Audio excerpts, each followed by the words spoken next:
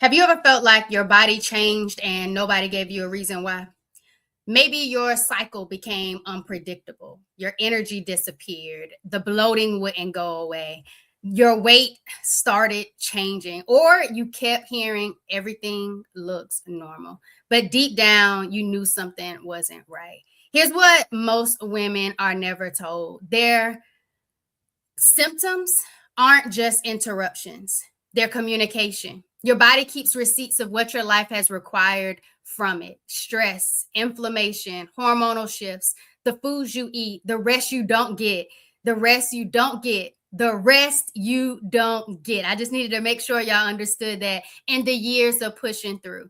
And when we only silence symptoms without understanding the story behind them, we miss the opportunity to truly support the body. Today, we're talking about how to stop seeing our body as the enemy and start becoming curious about what it's really trying to tell you. Because healing doesn't require doing everything perfectly, it starts with awareness. One choice, one habit, one moment of listening differently. But before we dive into this episode, y'all already know what time it is. Vibe with me, y'all. Welcome to the Empowered Plates, Empowered Lives podcast.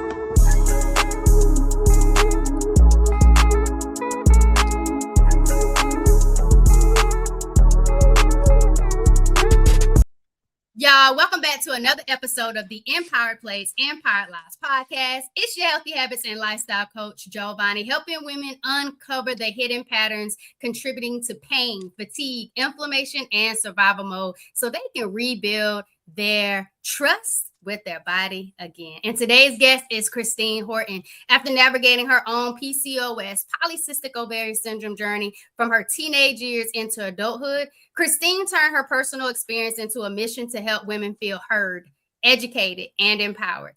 Through fusion health coaching and her advocacy work, she helps women stop chasing symptoms and start putting the whole picture together. Welcome to the Good Vibe Studio, Christine. Thank you. Thank you for having me. I'm excited to be here. Yes, ma'am. Christine, before you became the person helping women find answers, you were the woman searching for them yourself. At 17, you were told that you had PCOS, polycystic ovarian syndrome, and may struggle with fertility. Take us back to that moment. What did that moment teach you about your body, and what do you wish that younger version of yourself knew? Yeah. Unfortunately, taking it back, there wasn't much of a conversation. It was, this is what you have. You probably won't be able to have children, and come back when and if you think you want to have children. That was kind of the whole conversation. There wasn't like what I could do now, what I could do between now and if I wanted to have children. It was just straight, you probably won't be able to, but if you want to try, here's what you might do, kind of thing. And that was the whole experience of how I was told and what happened straight after. So I wish it was different. And unfortunately, I still hear women all the time having very similar experiences, which is absolutely heartbreaking to me because we are decades later and there is so much more information and so many things that you can do to empower yourself and have an influence on those symptoms with PCOS. For those 17-year-old Christines out there that had maybe one Mhm. period and then that was it, just really unpredictable periods, what do you wish to tell them right now? That you're not alone. Statistically, we're at 1 in 8 women have it, but 70% are undiagnosed. So you're not alone, and search for answers. Find somebody who listens to you, find somebody who knows what to test for so that you can put a name to your symptoms. Because the sooner you have that, the sooner you can start doing the work to feel better, manage your symptoms, and live the life you want to live. I really like that. Put a name to your symptoms. I feel like once we put a name to our symptoms, we're more aware now. We have an idea of what state our body is in and what we can start to do to help change it, help shift it, and to be more loving, caring, but most importantly, attentive to how we're living and how that's impacting those symptoms, those signals, those messages that our body is giving us. I like that you told them that you are not alone. Y'all, drop Mhm. alone in the comments. I want you to know that you are not alone, because that is really important. Sometimes when we get these confusing messages from our body and we don't know what's happening, and it Mhm. seems like it's our normal, but it's really not normal at all, or maybe it was normalized in your family. And I know we're going to get to that genetic link to polycystic Mhm. ovarian syndrome, but I really like that you talked about searching for answers. I have been a teacher for the last 11 years, and I've Mhm. had female students that truly don't understand what's happening with their body. Maybe they're bleeding for a very long time. Their menstrual cycle is Mhm. longer than 5 days, 6 days, 7 days. Maybe it's 2 weeks. I've had clients that have bled for 14 to 21 days at a Mhm. time. Very debilitating pain, very fatigued, overwhelmed. And sometimes they don't know what to do and their parents don't know what to do. So the doctor might suggest birth control. And I've had some that said their dad was like no to the birth control, and that's all the doctor had for them, versus others who like where they're running tests and they still don't understand what's going on. I like that you said don't give up. Continue to search for answers. Continue to make sure that you're in a room with someone who is listening to you. And most importantly, make sure you have an advocate that is going to also ask more questions, get more research, and understand what the choices that you have or what's being presented to you, how they impact you now and in the future. And I think that's very, very important. So I'm really glad that you hit that part for us. Something that you told me in our conversation earlier, you talked about the 2 out of 3 criteria, but there's so many different factors. Can you let somebody know in your own words what is polycystic ovarian syndrome and what are some of those criteria that people meet and then they're diagnosed, or there's a name now for those symptoms? Right, right. Well, I'll start from the beginning because we have big news in the world of PCOS. It's been officially renamed PMOS. So PCOS was polycystic ovarian syndrome.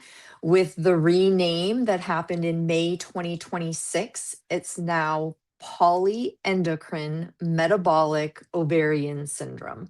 So I think that's important when we're looking at criteria and what we might see for symptoms, because PCOS tells a very small, focused picture that kind of puts the ovaries as the whole story, where the new name has so many other things, right? There's the metabolic part, there's the hormone part, there's all of those things. So with that in mind, let's look at what some of this criteria is. So high androgens is one.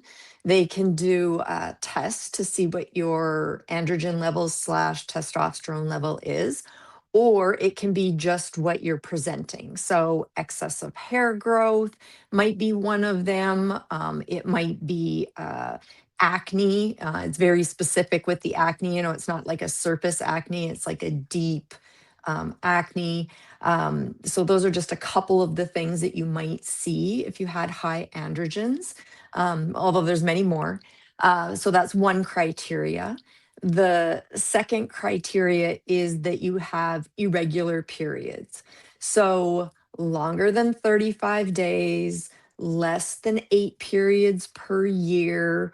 They have some very specific, but it's irregular. Either you don't have it for a long time, or it could be also that you have it all the time. You know, it kind of gets confusing there, but there's definitely some irregularity with the periods and how long they are and how often you get it. And then the final criteria is they can do an ultrasound to see if you have, they call them cysts, but they're actually erupted follicles on your ovaries.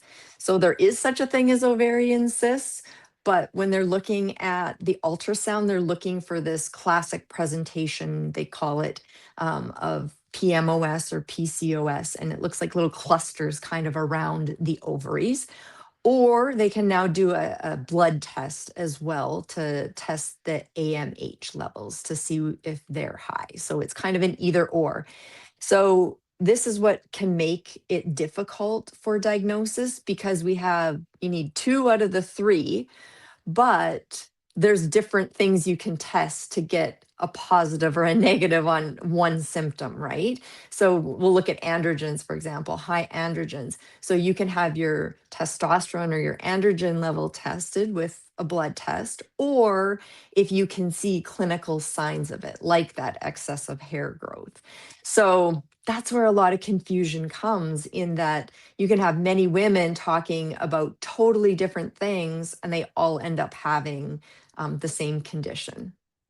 I'm really grateful that you were able to really break that down. And I like that you talked about the PCOS name now being PMOS, and it's a little bit more of whole body, instead of, just this one specific area of the ovaries. And I think a lot of times we like to just identify one system, one organ, one area in the body that has been impacted to now have this dis-ease or some type of irregulation, when really there's something whole body that was already going on. And it's just in this particular area that it finally waved the white flag and said, hey, something is going on, something is wrong. And so that's normally where we look at first, even though there's things that's happening all throughout the body that first triggered it. I'm grateful that you broke down those three criteria. The number one, the high androgens, the excessive hair growth, the acne. That is something that I experienced, the excessive hair growth. And it was also one of those signals that my body had been showing me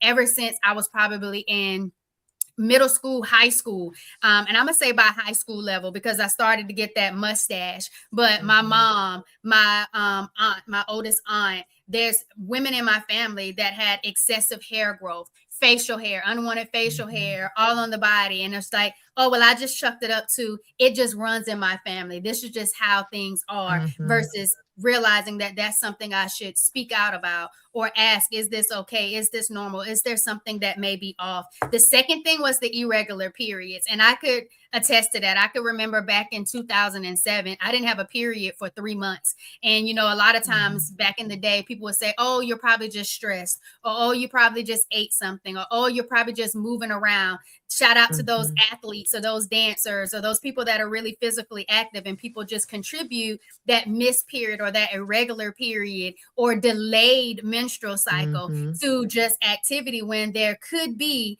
other things that's actually happening. And then the third, having that ultrasound and seeing those cysts or those unrupted follicles on your ovaries, as well as letting them know they need to look at blood tests, that AMH level. I think that's really important, Christine. I remember there was a day back in August of 2019, and I was headed to work for professional development, and this debilitating pain hit me on my right side. And as I was Mhm. driving and that pain struck, I kind of got a little weak, and my car slid into that other lane, and there was an Mhm. 18 wheeler coming up right behind me, and I had just enough strength to get back into my lane. I Yeah. still went to work. I pushed through. So many women can relate to that. I pushed through, got Mhm. to work, and my nurse Mhm. practitioner and my aunt told me I needed to go to the emergency room. I needed to figure out, Mhm. get some imaging, see what's happening. That imaging, that's that ultrasound that you were referring to. And they found a large cyst on my right Mhm. ovary. And I believe that cyst had ruptured, and that's what caused that pain. And that started my journey to being diagnosed with stage 4 endometriosis, adenomyosis, polycystic ovarian syndrome, and 2 small fibroids at the time of my surgery in March 2020. And I can only attest to going to that excision specialist in that doctor's office and them seeing the presence of the facial hair, knowing the experience of having irregular periods, just not know when I'm going to have my period. It's just a surprise whenever it happens, knowing that I had already matched those 2 out of the 3 criteria before even realizing, and that doctor's office or in that ER room having that ultrasound and CT scans done to start seeing those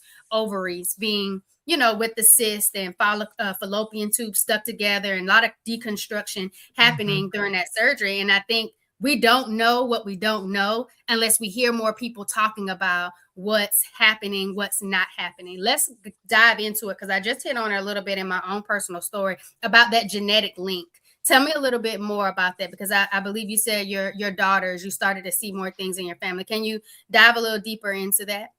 Yeah, yeah. So, from the research that has been done, and let's be honest, there hasn't been near enough for PMOS or PCOS, but there is a genetic link. And so, one of the things that drove me to want to help these women was there are so many out there and they don't know what it is. And I have daughters. And so, as a mom, you always want your daughters to have a better world than you did, a better experience. You don't want them to have the same thing. So, if they were to be diagnosed, I would want their story to be different. I would want them to be, this is what you have, this is how we're going to manage it. Here are some options for treatment. Here's some potential long term things that we're going to monitor or test for. Not just, here's what it is. You probably won't be able to have children and come back if you think you want to try. So that was just a huge motivation. And we do know that there is a genetic link. We do not know exactly, there's not a percentage to it exactly. I've read some studies that are saying like 50% chance, but I have not seen anything that with 100% clarity what it exactly is. I thank you for that. And I agree, Mhm. because I honestly, I had a conversation with my aunt maybe a couple of years ago, and she came on the YouTube channel. Shout out to all of the Wellness with Jovonnie YouTube subscribers. If you're not subscribed, make sure you head on over and subscribe to the YouTube channel and see this video version of the Empire Plates, Empire Lives podcast. And if you listen on your favorite podcast distribution platform, make sure you give the show a follow and a rating and connect with us in the show notes. But we did a live stream. We were eating a Mhm. plant-based meal together, and my aunt was sharing her irregular periods, bleeding several times, fluctuating weight. No matter what she would do, she couldn't lose the weight. Different protocols, and Mhm. doctors just told her, that's your menstrual cycle, that's just your period, that's just your Mhm. norm. And that's back Mhm. in the 60s, the 70s. And so I love when you say, I'm a mother and I want my daughter's stories to be different. I want the world to be a better place for them. And so you strive to make a difference within the polycystic ovary syndrome, the PMOS community, for other women, listening to their stories, hearing their stories, but also helping and supporting them in only ways that you can, due to your own personal and experience. And I really appreciate that. Something that I love hearing is that you talked about what are the options women are had once they're able to put a name to this, or they're suspecting this. And I think that's Mhm. really powerful, because if people don't know they have options, they feel stuck in a cycle or in a pattern. They'll feel helpless. And I love Mhm. that the Empowered Plates, Empowered Lives podcast is a place for women to be empowered, but also remind them to give themselves permission to heal on their own terms, but most importantly, advocate for the healing that they deserve, and know that their current state isn't a state that they always have to live in. And so I'm really grateful that we kind of hit on that, Christine. So many women listening know the feeling of, I know something is wrong, but I don't feel heard.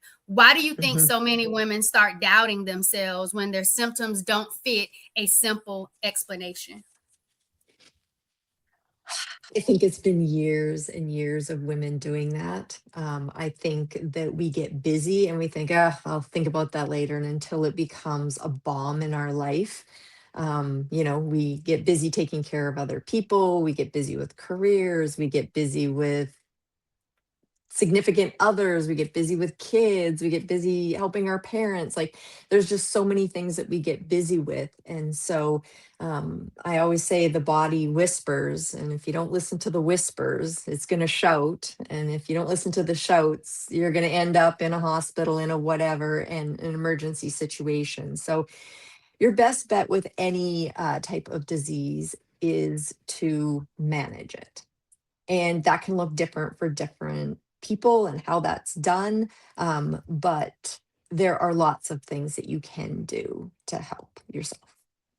Yes, ma'am. Thank you, y'all. I think there's a place where so many women lose connection with themselves. They spent years being told to push through, but survival mode is expensive. Your body will eventually ask for the attention your lifestyle never allowed you to give it. This episode of the Empire Plates, Empire Lives podcast is brought to you by Four Vibrations. Check the show notes, head over to fourvibrations.me and take the Spot Your Triggers quiz so you can identify what patterns and lifestyle triggers are fueling the cycle that you continue to stay in that blocks you from being able to get in alignment with your health, your habits, and your healing. Let's get back to the conversation. So, Christine, most people hear PCOS and think about periods, fertility, or weight. But you said that this is a whole body conversation. Mhm. What are women missing when they only focus on managing symptoms instead of understanding what is happening underneath? Yeah, absolutely. The thing is that is complex yet helpful when you understand is that there's lots of different ways to look at symptoms.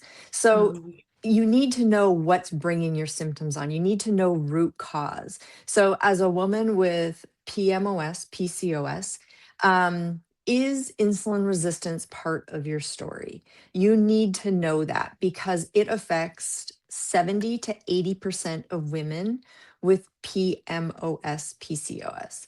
And that is a game changer for root cause help if that is part of your story. So that is often, but not always, women who might have that larger midsection or excessive weight. Um, Insulin resistance can happen in any size of body, but it definitely is associated with that kind of more stereotypical body shape that PMOS or PCOS is equated to. So, if that is part of your story, it is really important, and there's lots of opportunities to manage your symptoms through addressing the insulin resistance. So, that is one way that we're looking at the whole body, and that new name brings that in, right? That metabolic part is that insulin resistance part. And insulin resistance is a huge predictor of diabetes, type 2 diabetes. So again, we're going to get little whispers, but if we don't listen, then we can move along. So yeah, that's one example, but I have many more if you want to continue down that road. Yeah, let's give them two more. I like Okay. that you talked about that, especially since 70% of women with PMOS are potentially insulin resistance. And I like that you also said it can happen in any body type. So don't just think what Hmm. you see on the outside is a huge indication of what's going on the inside. But let's give them two more Yeah. ways to look at symptoms. Sure, absolutely. Before I do that, I will tell you because I see this often and people don't connect it, but a common symptom that you might see in a woman with PMOS is dark patches, kind of in the Mhm. creases of their neck, or it's velvety. So it could be like in their neck, their underarms, their groin, their knees, their elbows. That is not a skin issue, a surface skin issue. That is a sign of insulin resistance. Another one would be a sign of insulin resistance would also be when you see, well, I'm thinking of the right words to how to say this, uh, skin tags. I'm just gonna say it. Little excess bits of skin, sometimes like along your bra line or like where things kind of rub. One skin tag isn't necessarily a reason to be alarmed. They're easy for a dermatologist to take off. But when we start seeing clusters of them, that Mhm. again is a sign of insulin resistance. Okay. So another thing that is whole body related, which I could go on to forever and ever and ever. My background is in dental hygiene, so of course I'm going to bring the mouth into this. But there's this study of the mouth body connection. It's called Oral Systemic Health. And I have studied it immensely, not just from a PMOS standpoint, but a whole body, but it very much plays in. So, women with PMOS have a higher likelihood of inflammation in the mouth. And Mm. inflammation in the mouth affects the whole body. When we have inflammation anywhere in our body, it affects the whole body. But luckily, the mouth we can easily see and we can easily test for it. So when you go to your dentist or your dental hygienist, they usually will check it. They use a little probe and they kind of measure like where the tooth meets the gum and do we have any bleeding? And they usually call out a bunch of numbers. And hopefully, after that, they're explaining everything to you. But there's different oral diseases that can affect inflammation in the body. And also, it's an active source that needs to be taken care of. So, again, that can tie in. It's not just our ovaries, right? It's our whole body that's being affected. That is super, super important to acknowledge and notice. The third thing that I would say that we can see is we're kind of talking about these high androgens. A lot of women that I talk to, they just notice a lot of hair loss. And I'm not talking Mm. like a couple of pieces. I'm talking like they brush their hair and like there's a lot.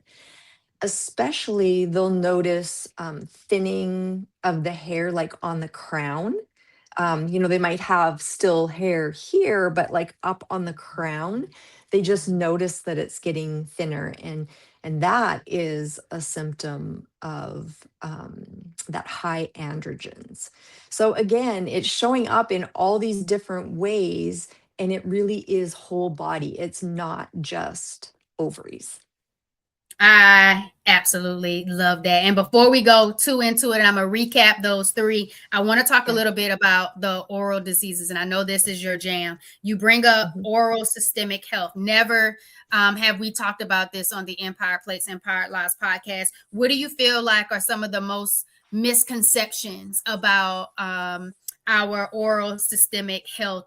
And then what are some of those oral diseases that we need to be on the lookout for, or just being able to be aware of, to even know that there could be a connection to PMOS? Right, for sure. So the thing I will say that I see is most people think it doesn't is not in my mouth. It is not happening with me. If I'm going to be bold and make a statement Be here that bold. Let's go, Christine. if you do not do any kind of interdental cleaning, if you just brush your teeth, you have some level of inflammation in your mouth.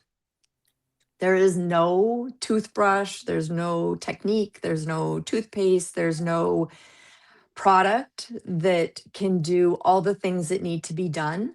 So if that is something that is your whole oral hygiene system, plan, program, you have some kind of inflammation in your mouth. Now, we have different diseases in the mouth, and a lot think, oh, they're going to hurt. I'm going to know. That's not necessarily true. In the beginning, they often don't hurt. Sometimes you just notice when you spit, maybe there's a little bit of pink in there. Or maybe when you brush up here, it's a little bit tender. Or you notice in a picture that your gums might look a little bit red right where the tooth meets the gum. Those are all signs that we have a little bit of inflammation happening in the mouth. But a lot of people don't associate that with anything more than just something in our mouth. But inflammation anywhere, any source in the body affects the whole body. And when we have inflammation in the mouth, the tissues are very thin. So, what happens is the bacteria that's in the mouth can get directly into the bloodstream because they become very, very thin And so Mhm. it's like a direct source into the bloodstream. So within oral systemic or mouth body connection, we have connection to all types of diseases, including, but not limited to, heart disease, diabetes, insulin resistance. They now are very much into brain and Alzheimer, that sort of stuff, to list a few. I could go on and on, but essentially there is deep, deep connection between these. And so you really want to know what's happening in your mouth and see your dental professional to know what your status is. Because I think sometimes women, people are very fearful to go to the dentist. And I will be the first to say, I would rather be in the chair looking at somebody than me being in the chair myself. Um, but it is very, very critical that we go regularly because things can change very quickly.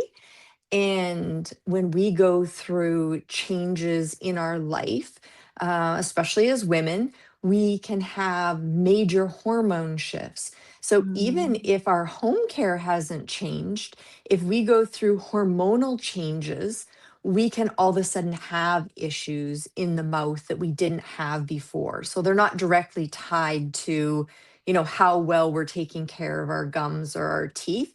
It has to do with our hormone levels. And I guess the easiest example I could give is we actually have pregnancy gingivitis. So, a lot of women who are just doing what they always did, but now they are pregnant, will all of a sudden have all these issues with their gums and they'll come in and that's what Mhm. it is. The gums can get more sensitive to the plaque that's in there or the bacteria or that sort of stuff. And so it's not that they changed their brushing or flossing, it's just that their hormones have changed.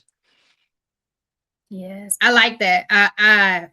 This was a whole school session right now. Y'all drop mouth in the comments for me if you just received all of that. If you're watching on YouTube, mouth in the comments. You talked about interdental cleaning and you said just Mhm. brushing your teeth isn't enough. When you say interdental cleaning, what does that mean? What more should people be doing outside of just brushing their teeth or maybe using mouthwash? Right. Okay. So I'm going to give you the simple version, but also a little more detailed than what you're going to hear. Okay.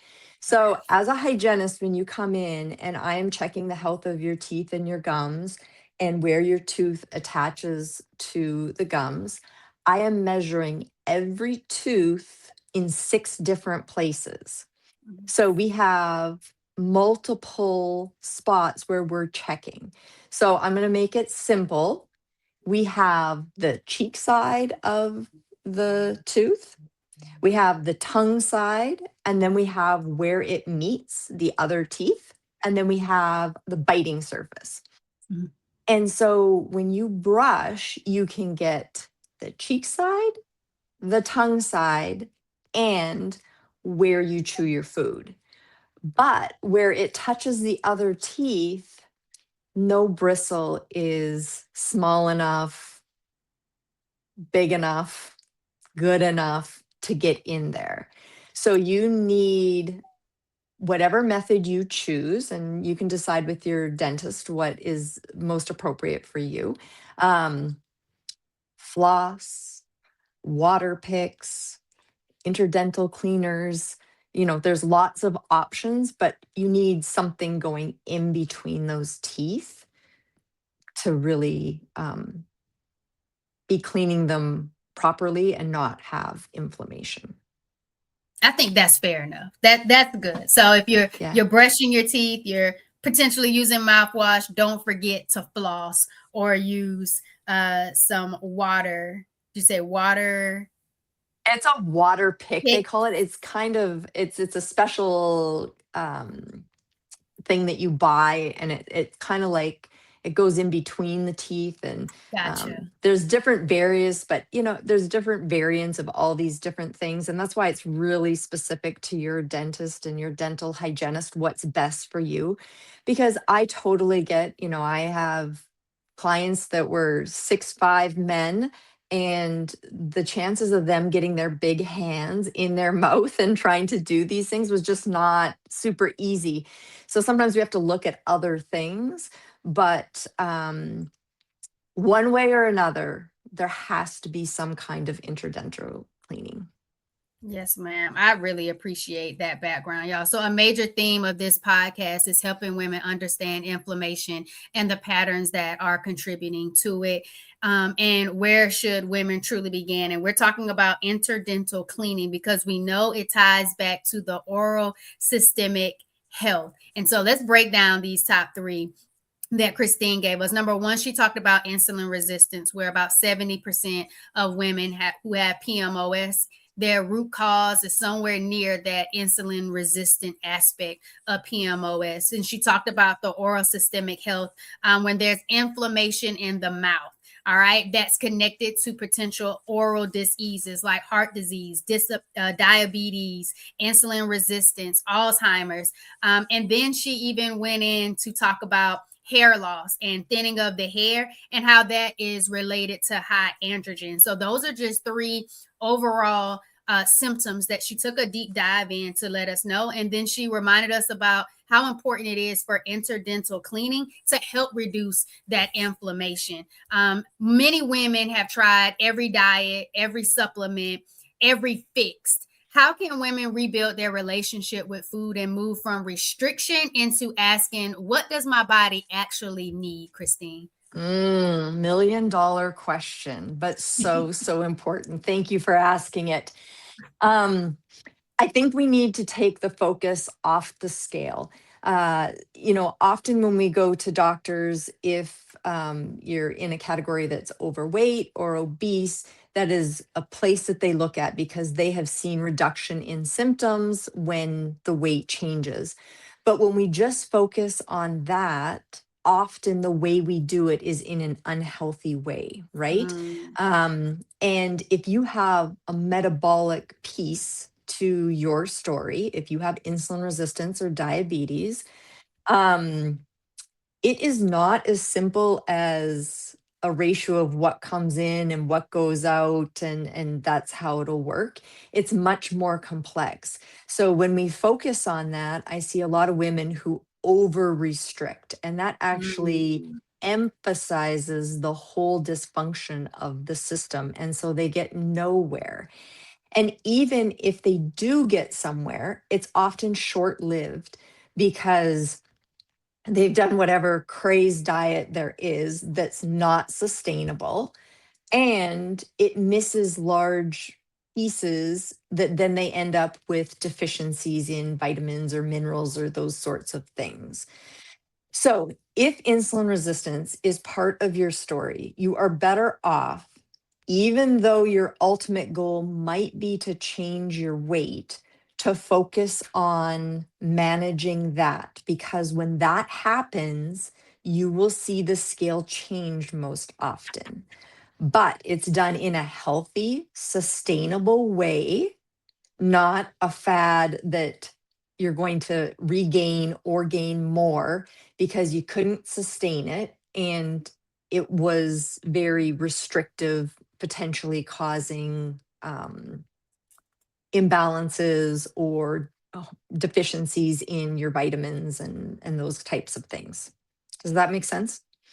It does. And I like that you reminded them about over restricting because even if the scale changes and it goes in the direction that you want it to go in, the way you did it could still be unhealthy. And I like that you also said it's unsustainable and can lead to deficiencies. And so always checking in on your body, whether that's lab work, getting some type of healthcare professional to help guide you on the journey, checking in on different areas and aspects of what your body is saying and doing, I think is really important because it takes a holistic approach to address the whole body to ensure that you're reaching those root causes and you're truly changing the way you're living. And I think sometimes, Christine, people that go after the quick fix or a fad diet or something that they feel like is going to get them a short-term result, for doing it a certain period of Mhm. time, it's harder for them to then adapt a life around what it is that they started to get the results that they're getting. And I just want to remind you that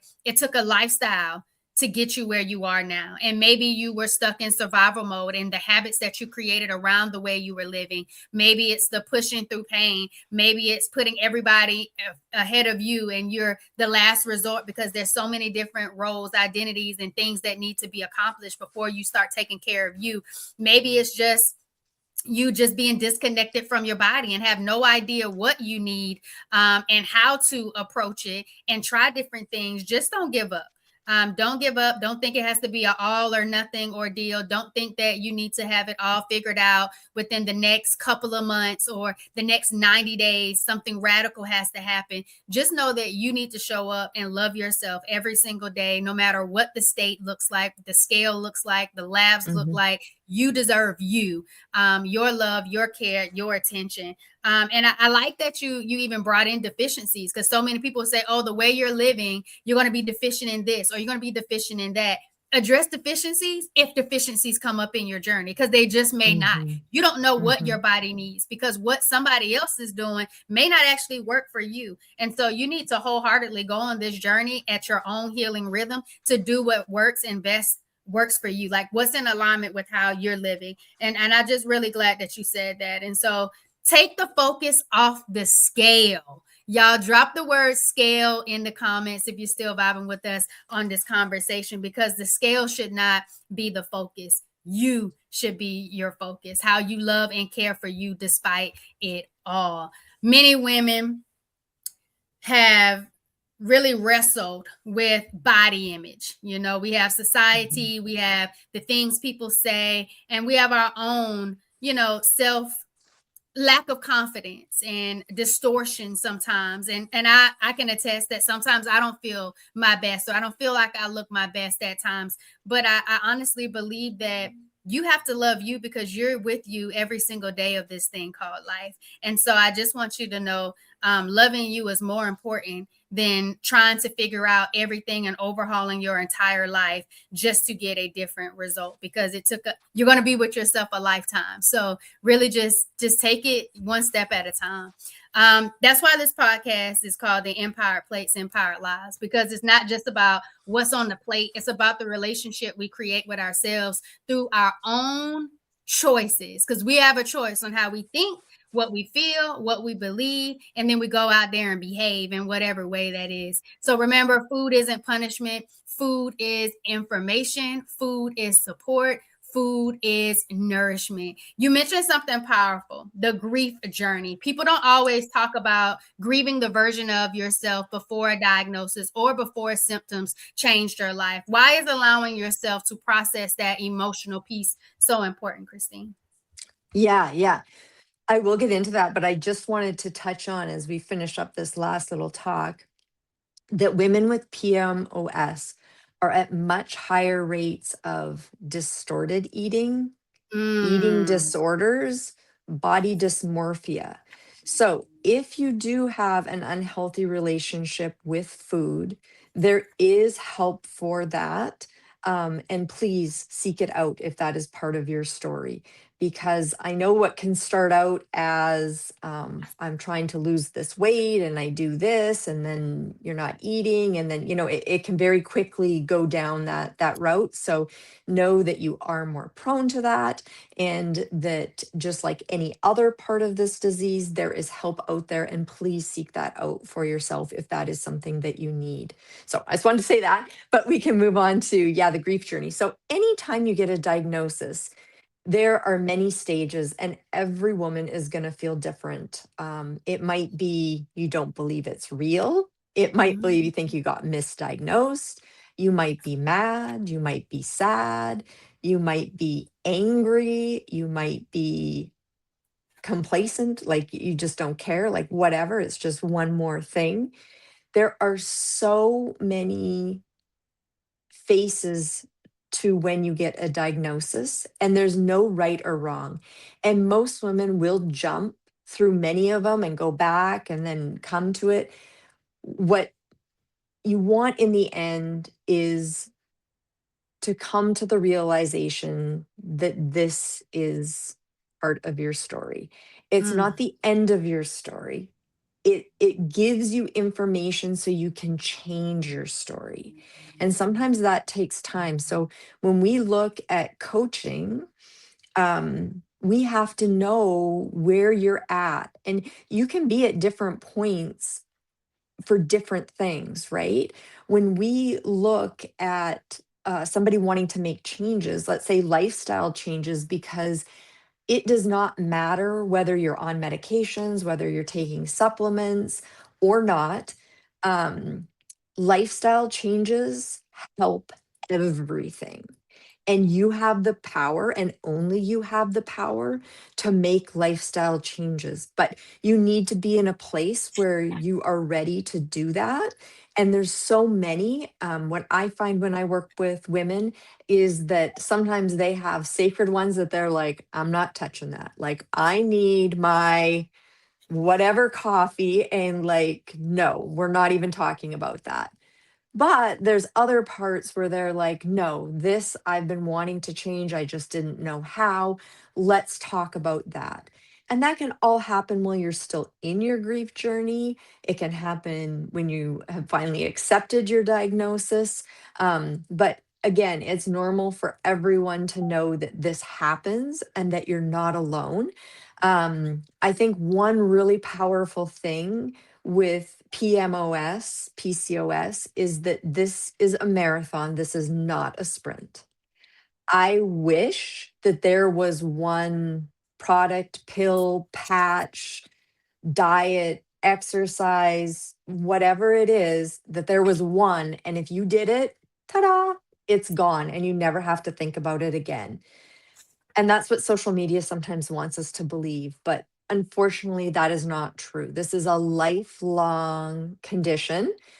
As we get symptoms under control and managed, it can feel a lot less big in our life, but we don't no longer have it. We will always have it. And symptoms can change throughout your lifetime because your hormones change. And when you have a metabolic potentially condition and you have a hormone condition, and then you go through a really big hormonal change, it can throw everything all up into craziness. So the one that's kind of sticking out for me right now is like perimenopause, right? That already can be a huge time of transition in a woman's life. But if you do have a hormonal condition already, or a hormonal and you have that metabolic part, craziness can ensue, but that's okay because you get down to the bases and what's affecting you and your root causes and control what you can control and make some lifestyle changes and you can get back because the whole goal is for you to be in power of your life and your health and making the best choices for you. Does that make Yes, sense? Christine. It makes perfect sense. And I got so many gems and value from what you just shared. Y'all, this is part of my story. Drop the comment story for me, please. This is part of my story. So, yes, you might feel that this is not real, mad, sad, angry, potentially misdiagnosed, in disbelief, unbelief.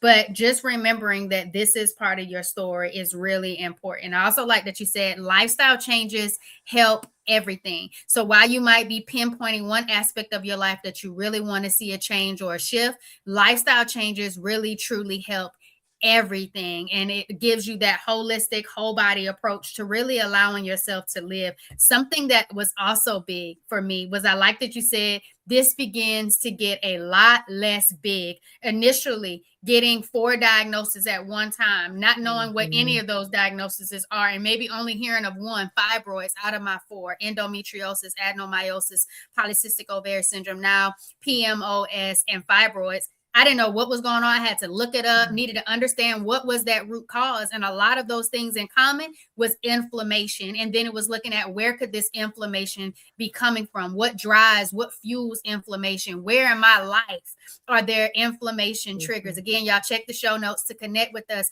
But it's really important to understand those things. And I like that you reminded us that this is a marathon, not a sprint. Drop marathon in the comments, y'all. This is a marathon, not a sprint. You're trying to figure out how to love you, care for you, live with you, and be your most empowered version of yourself every single day, despite what symptoms may be arising, despite what dis-ease might be in your body, but finding a way to go from surviving to thriving. And I absolutely like it. For the woman who's listening, who feels overwhelmed, she's tired, she's tried everything, and she wants to start trusting her body again, what is one small intentional choice she can make this week, Christine?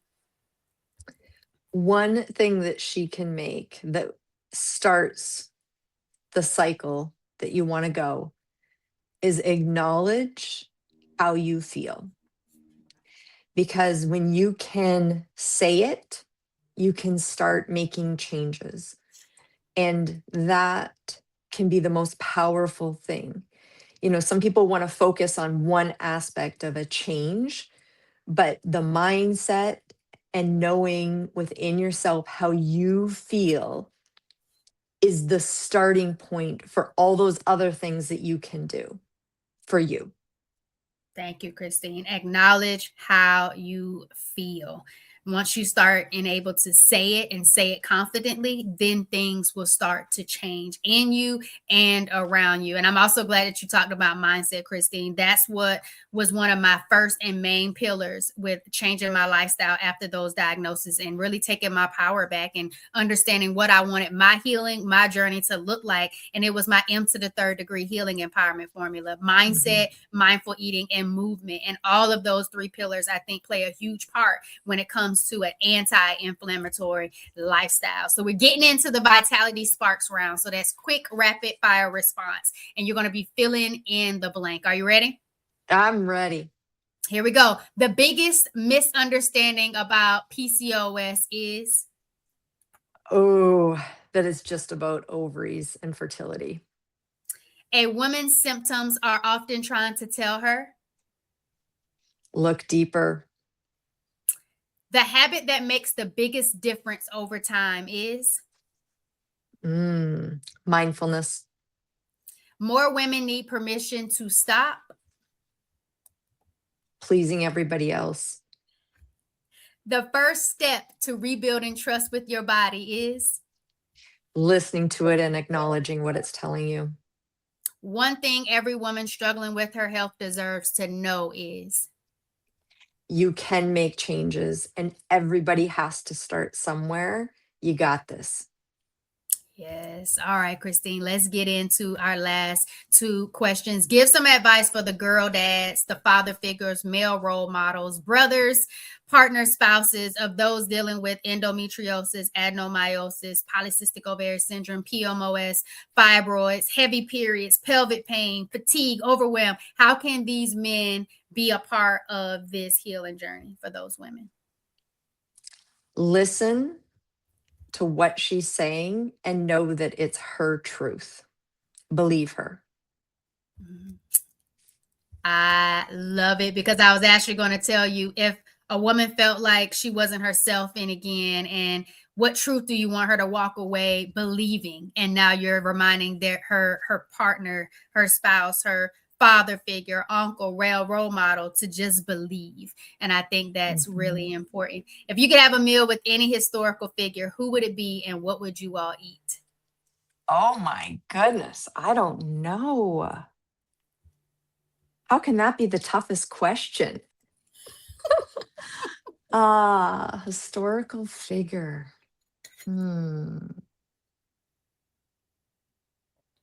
Maybe Martin Luther King. That's what I'm going to say.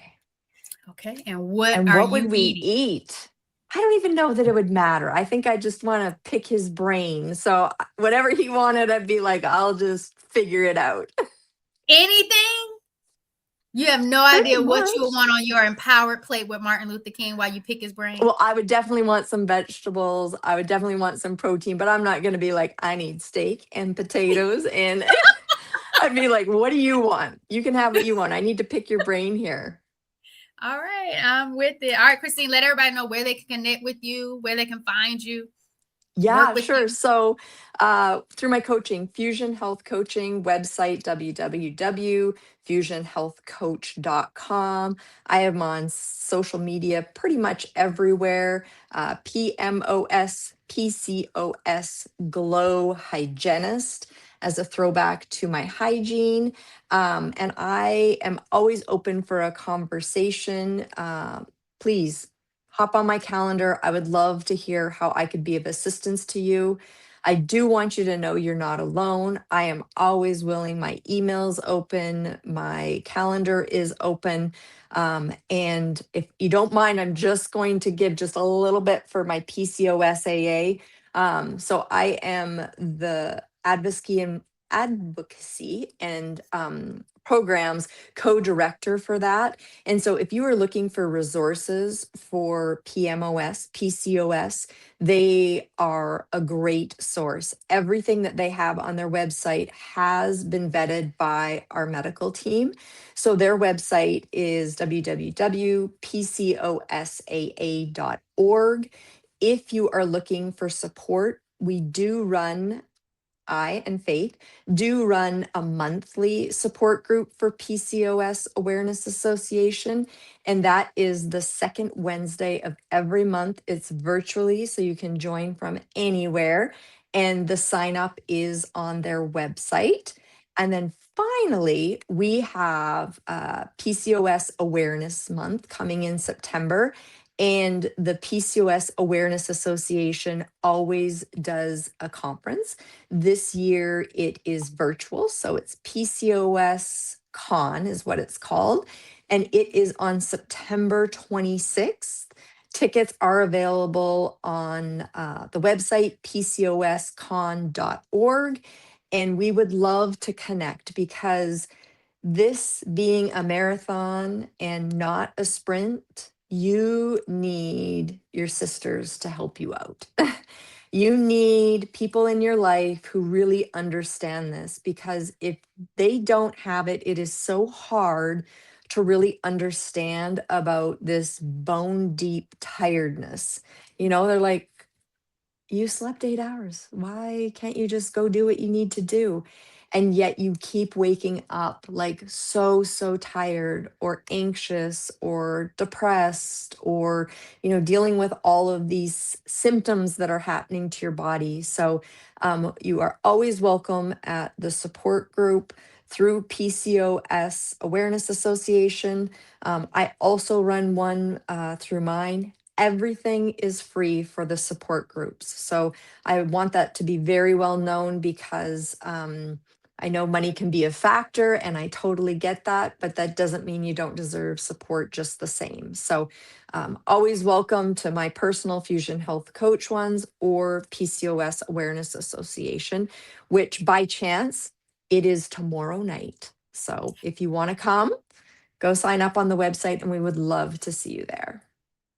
Yes, ma'am. Thank you. And at this time of the recording, don't hold Christine to if it's still tomorrow night, but definitely go and check the show notes to connect with her. And remember, drop the word support in the comments because you deserve support, compassion, but most importantly, empathy so you can go out there and thrive. Today's conversation is your reminder that your body has been communicating. The question is, are we creating enough space to listen?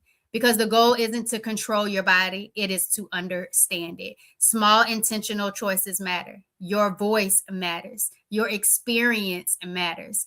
And healing begins when you stop abandoning yourself to keep everything else going. Until next time, keep creating empowered plates so you can create an empowered life. Y'all, it's your healthy habits and lifestyle coach, Jovonnie, host of the Empowered Plates, Empowered Lives podcast. Thanks for bobbing with me, y'all.